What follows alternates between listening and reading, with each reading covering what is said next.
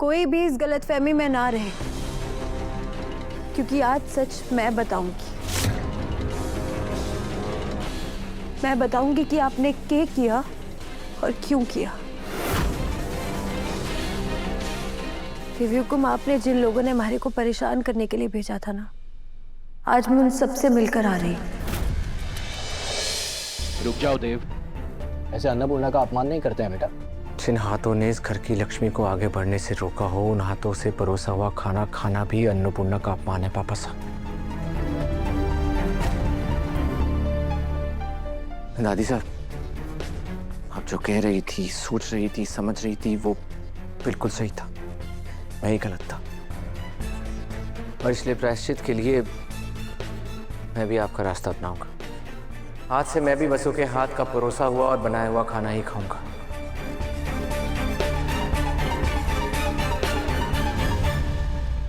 रुक जा चोरा, मैं भी आऊं हूं तेरे साथ।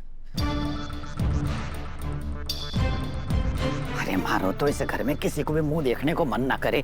वो तो दिव्या जबरदस्ती खींच लाई। बस वो सुड़ी आ जावे, फिर उससे बनवा के जीवेंगे दोनों। कहाँ चली गई थी तुम? ये देखो क्या हो रहा है घर में तुम्हारे बिना। हाँ, बिल्कुल सही कह रहे हैं देव सर, आपका फैसला एकदम सही है। मत खाइए दिव्युकुम के हाथ का खाना, हमारे को भी ना खाना है। दिव्युकुम ने हमारे साथ इतना बुरा किया, उनके हाथ का खाना हम कैसे खा सके हैं? और अब हमारे को इनसे कोई लेना देना भी ना रखना है। मैं तो कभी सपने में भी ना सोच सकती थी दिव्युकुम कि आप हमारे साथ ऐसे करेंगी, हमारे रास्ते में रोड़े डालेंगी, इतने अड़चने डालेंगी, रुकावटें पैदा करेंगी, कांटे बिछा देंगी। वसु, इस बारे में हम पहले ही बात कर चुके हैं, दोहराने की कोई जरूरत नहीं है। चलो अंदर चलते हैं। अंदर क्यों देव सर? अगर जाना है तो बाहर जाएंगे ना।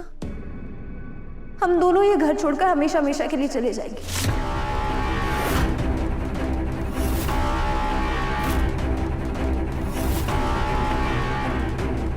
मैं भी याद रखूंगी कि जिन्हें मैंने देवी माना था, उन्होंने हमारे साथ कितना अन्याय किया। ये कोई भूलने की बात थोड़ी ना है। बताइए दिव्युकुम, आपने क्यों किया हमारे साथ ऐसा? सबने पता लगना चाहिए ना, बताइए सबने।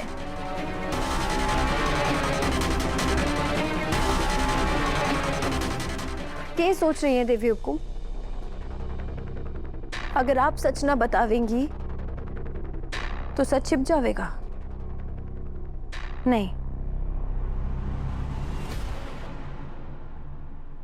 कोई भी इस गलतफहमी में ना रहे, क्योंकि आज सच मैं बताऊंगी। मैं बताऊंगी कि आपने क्या किया और क्यों किया।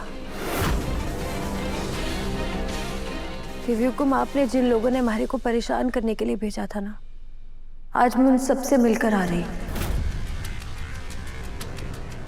और आज हमारे को समझ आ गया है दिव्युकुम, आप वो ना है जो आप दिखाती हैं, आप तो कुछ और ही हैं। आपने हमारा 100 किलो के अचार का पहला ऑर्डर जब्त करवा दिया और उस मुसीबत से बाहर आने के लिए हमारे को फैक्ट्री चलाने के लिए परमिट और अपना बिजनेस चलाने के लिए लाइसेंस बनवाना पड़ा। लेकिन आपने वो आराम से ना बनने दिया। अगर देव सर और दिव्या मैडम हमारी मदद कर देते तो हमारा काम तो आसान हो जाता।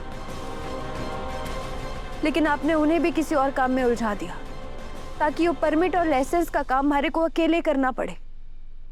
क्या मिला आपने ये सब करके दिव्युकुम?